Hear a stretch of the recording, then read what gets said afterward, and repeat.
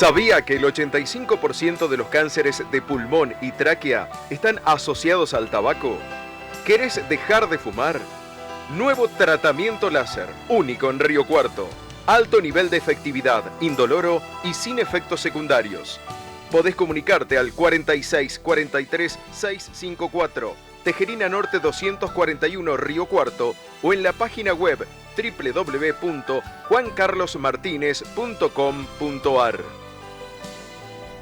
Bueno, aquí estamos con un profesional, doctor Juan Carlos Martínez. El martes pasado por el feriado no lo tuvimos. Así es. Ahora nos volvemos a reencontrar. Nos volvemos a reencontrar. Y hoy vamos a hacer igual que la última vez, vamos a dividir el tema en dos. Bien, bien. En este caso la depresión, claro, es muy amplio, ¿no? Exactamente. Vamos a hablar de depresión porque si no tenemos que hablar, si lo hablamos en un solo programa, vamos a achicar mucho la información. Bien, bueno, doctor, lo dejo entonces. Ya tengo una pregunta para usted.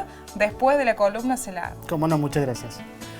Bueno, tal como Maggie dijo, vamos a hablar hoy de la depresión y como siempre lo relacionamos un poco con la historia de la depresión. En este caso vamos a hablar del emperador Moctezuma, que fue un emperador azteca, muchos lo conocerán. Él estuvo en el Imperio Azteca aproximadamente a principios de 1500 y para ser más exacto, en 1516 allá en México pasa un cometa en una noche muy clara y todos se empiezan como a asustar porque ellos vivían esa situación como una mala información o como que eso le iba a generar una caída en alguna situación particular desde el punto de vista negativo para los aztecas. Y cuando lo llaman a Moctezuma, Moctezuma ve el cometa, eso le generó mucha angustia, mucho malestar y él lo vivió como el anuncio de algo negativo, como podría ser la pérdida de su imperio. Posteriormente a esto, Moctezuma se deprime, igual que como nos podemos deprimir hoy, se deprime, y la depresión fue tan grande que cuando vino el conquistador Hernán Cortés, literalmente Moctezuma no puso ni las manos para defender el imperio. A decir verdad hizo todo lo contrario, es decir, lo invitó al conquistador Hernán Cortés a pasar a su casa, a pasar a sus aposentos, a descansar, a tal punto que el pueblo se le subleva muchas veces por este tipo de situación y cuando se le sublevó él salió al lugar abierto para parar toda esa multitud de gente que estaba en contra, recibe 3 flechazos y muere. En definitiva el imperio se pierde porque Moctezuma comenzó con un episodio depresivo y no pudo defender el imperio como a lo mejor lo hubiese defendido si hubiese estado anímicamente en otras condiciones. Esto un poco para ilustrar que la depresión no es nada nuevo. Muchas veces decimos, sí, la depresión es una enfermedad de moda. No, no es de moda. Ya en 1516 había depresión y por supuesto mucho antes también lo existía. En realidad, si vamos a la primera placa, vamos a ver que la depresión existe en adultos, en niños, adolescentes y en adultos mayores, es decir, lo primero que podríamos decir es que no discrimina en cuanto a edades. Lo segundo que podemos decir tampoco discrimina con respecto al sexo, es decir, es más frecuente 2-1 en la mujer que en el hombre. Esto puede tener causas obviamente hormonales, es decir, causas biológicas y otras causas que son sociales, podríamos decir, ya que la mujer en esta sociedad se le exige mucho más, se le paga mucho menos, se la reconoce mucho menos, con lo cual existe una predisposición para que la persona o la mujer pueda llegar a deprimirse más. Normalmente existe entre el 15 o el 17% de la población que normalmente puede tener algún tipo de episodios depresivos y los síntomas, como vemos en estas 3 situaciones, vamos a ver que son distintos. Por ejemplo, en los adultos es muy común que el adulto tenga tristeza, es decir, una sensación de desgano y de desánimo. Normalmente tiene mucha pérdida de interés o placer por cosas que sí le generaban interés o placer en tiempos anteriores, como por ejemplo jugar al fútbol, comer un asado, ir a la peluquería, en el caso de que a lo mejor la mujer lo haya hecho permanentemente, la persona se empieza a descuidar a sí mismo. Muchas veces busca la cama, es decir, lo que se llama clinofilia. Esto se junta también con ansiedades y angustias, que normalmente las ansiedades son matinales. El paciente se levanta a la mañana y ya se levanta con un alto nivel de angustia y ansiedad porque sabe el día que le va a esperar normalmente. Generalmente sufren de insomnio, sobre todo el insomnio tiene 2 o 3 particularidades. Lo más frecuente es que el paciente tenga lo que se llama el despertar precoz. El despertar precoz es que se despierta muy temprano, por ejemplo 5, 5 y media de la mañana, y no se duerme más, cuando a lo mejor el reloj lo puso a las 7 para que suene. A veces suele tener, cuando hay una causa que lo puede desencadenar, lo que se llama el insomnio de conciliación, es decir, el paciente se acuesta 10 de la noche y está hasta la 1 de la mañana para dormirse, conciliar el sueño, da vueltas y vueltas y vueltas. Pero es muy común que un adulto, cuando uno le haga la pregunta, ¿te sentís triste?, es muy común que el adulto diga, sí, me siento triste.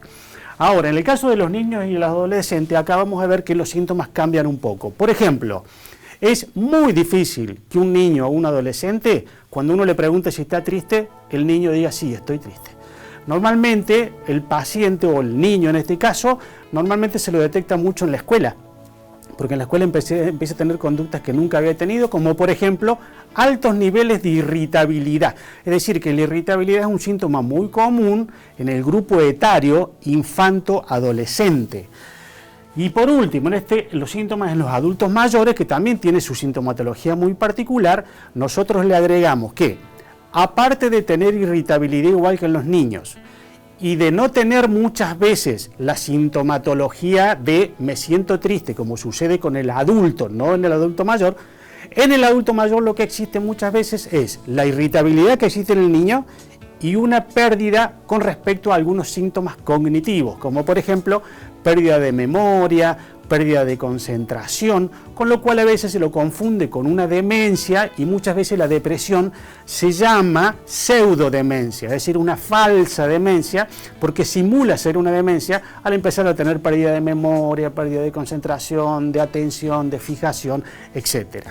Esos son más o menos la mayoría de los síntomas. Si vamos a la próxima placa, vamos a encontrar algunas de las causas. Esto, como dije, lo vamos a continuar en el próximo programa, pero acá tenemos 3 causas principales. La primera es la química del cerebro. La química del cerebro significa que nosotros tenemos neuronas en nuestro cerebro, que son las células del cerebro, que se comunican a través de neurotransmisores, o sea, sustancias químicas. Una de las más conocidas es la serotonina, muchos de ustedes la habrán sentido nombrar, pero sí aclaro que tenemos más de 200, o sea que en realidad no es la única. Existe la catecolamina, la dopamina, el GABA, etcétera, y es cuando uno busca, de acuerdo a la clínica o de acuerdo a estudios y análisis, cuál es el neurotransmisor que está afectado, ahí va a iniciar un tratamiento determinado para balancear ese neurotransmisor que está alterado. Eso es la química del cerebro. Las hormonas, se determina mucho el tema hormonal en las mujeres. Por ejemplo, las mujeres tienen 2 picos de edades, de momentos en los cuales se puede deprimir. Uno de ellos es en la segunda década de vida y el otro es cuando entra en menopausia. Es decir, los cambios hormonales al entrar en menopausia puede ser un factor desencadenante en aquellas personas que están predispuestas a sufrir de depresión. También tienen, por ejemplo, depresiones posparto, depresión durante el embarazo, con los cuales los cambios hormonales, lo podemos hablar en otro momento, pero esta es la parte psiquiátrica o médica o hormonal que está afectada. Pero por supuesto, como dije en un primer momento, cuando la mujer a veces se la valora menos, se le paga menos por el mismo trabajo que el hombre, tienen menos derechos, desde el punto de vista sociocultural, también se encuentra en una, no sé si decir indefensión, pero en una posición inferior a la del hombre o de injusticia, podríamos decirlo, con lo cual eso puede desencadenar síntomas depresivos. Y por último, los rasgos hereditarios. Esta es una pregunta muy común que se hace en los pacientes muchas veces cuando tenemos en el consultorio, cuando viene una mamá o un papá, lo que primero que muchas veces nos pregunta o está muy preocupado es si sus hijos van a tener depresión, a lo cual yo le digo no necesariamente, porque en realidad la depresión no se hereda.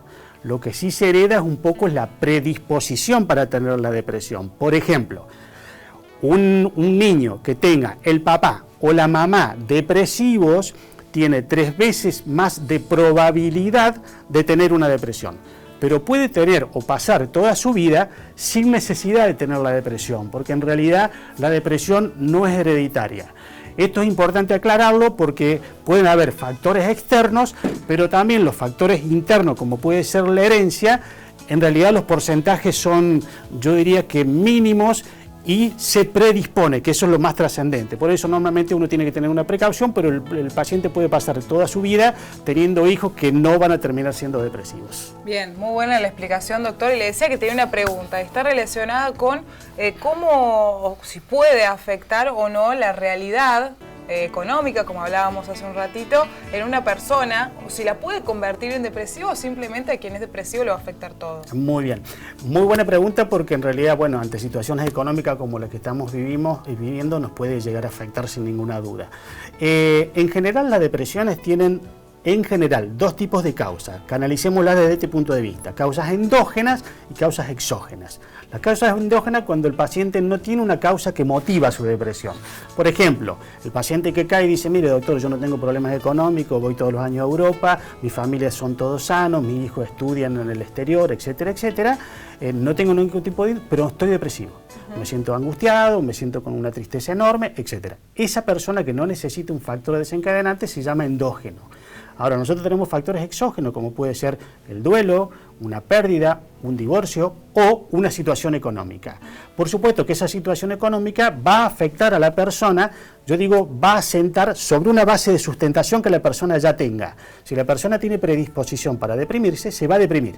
En el caso que no la tenga, no, por más que el problema económico sea el mismo. Por eso yo siempre digo, no se deprime quien quiere, sino quien puede. Bien, perfecto, doctor. Muchísimas gracias. Entonces, la próxima semana seguimos hablando acerca de la depresión. Dale.